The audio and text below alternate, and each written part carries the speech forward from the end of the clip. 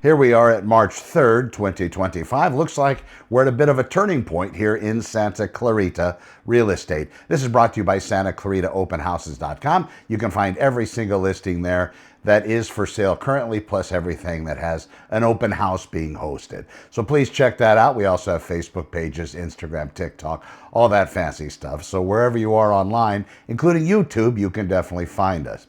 Let's talk about what's happening right now. 565 active real estate listings. That's up almost 30 in the past 7 days. In addition, new listings, 113 have entered the market in the past 7 days here in Santa Clarita Valley. Some kind of record has been broken. We haven't seen numbers like that for many years, but now we are aggressively listing real estate. It is for sale out there. A few things to know: if you are a seller, that's going to increase your competition. If you happen to be currently on the market having a house to be for sale, this trend's going to continue. It seems like a lot of people are putting their houses up. It could be that they're leaving the state. We get those phone calls as well. Some of them are just tired of California, apparently. Some of them are actually moving up, and some of them are first-time buyers coming in. So we really do have the entire, as far as real estate goes, from first-time buyers to people that are relocating to California, out of California, and then, of course, those people that are empty nesters with kids that have all left, looking to downsize, and, of course, other types, people that might want to go from a regular community into a senior community. So we see everything. But right now, one of the things that a seller should know if you're currently on the market for sale is to relook at your listing price, depending on how long you've been on the market, and see where that adjustment's going to come. In addition, because the lowering of interest rates, it could mean that you should just hold nice and firm, because what's going to end up happening is the market's going to catch up with your listing price, and you're going to have many buyers that are very interested, even though maybe it's been a little dull over the last month and a half, depending on when you started your property onto the market.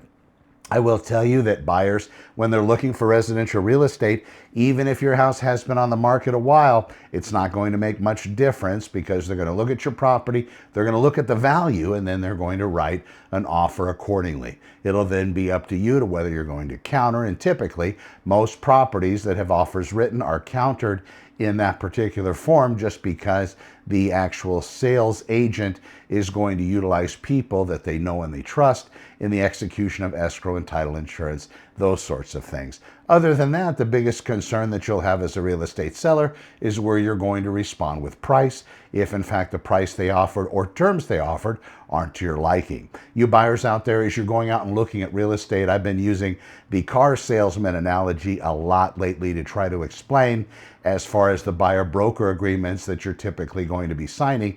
And of course, everybody, it's mandated by law to have some kind of an executed contract before you go look at properties. Take that contract and plug it into your favorite large language model, the ChatGPTs or the Groks or whatever, and throw it in there and just see what it says about it.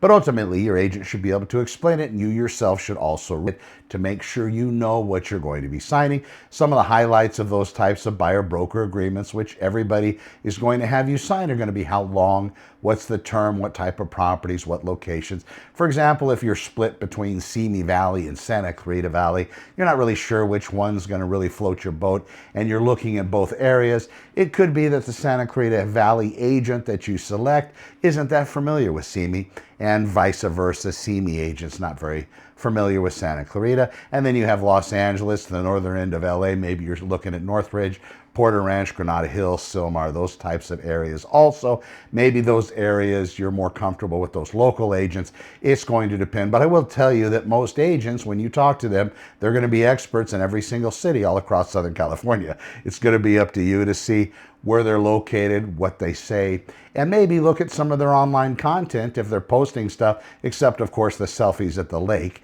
Maybe they're putting up things that are pertaining to real estate, so you can make better decisions trying to educate people about the current real estate market. Now we're the 3rd of March, 2025. This is my prediction. What's going to end up happening: we're going to see more and more properties enter the market. We're also going to see a heightened buyer drive because of the lowering of interest rates, because of the people that are more secure in the 10-year bond, those are actually moving a lot better as far as the government backing of the 10-year bond. So we're watching interest rates reduce, and I believe that's going to continue. How low will they go? Probably not a whole lot, but it definitely makes sense if you look at rental numbers and span that over 3 or 4 years, and I did a video on this, how much you can actually save by just a typical building of equity in residential real estate. Plus, there is a mortgage interest deduction. Definitely want to talk to your tax person. These are advantages to owning real estate. I'm Connor with Honor. When you're ready, reach out, Santa Clarita openhouses.com. This has been your 3rd of March update 2025. The number for today's date is 15. That's divided easily by 3 times 5. There you go. Talk to you soon. See you in the next one.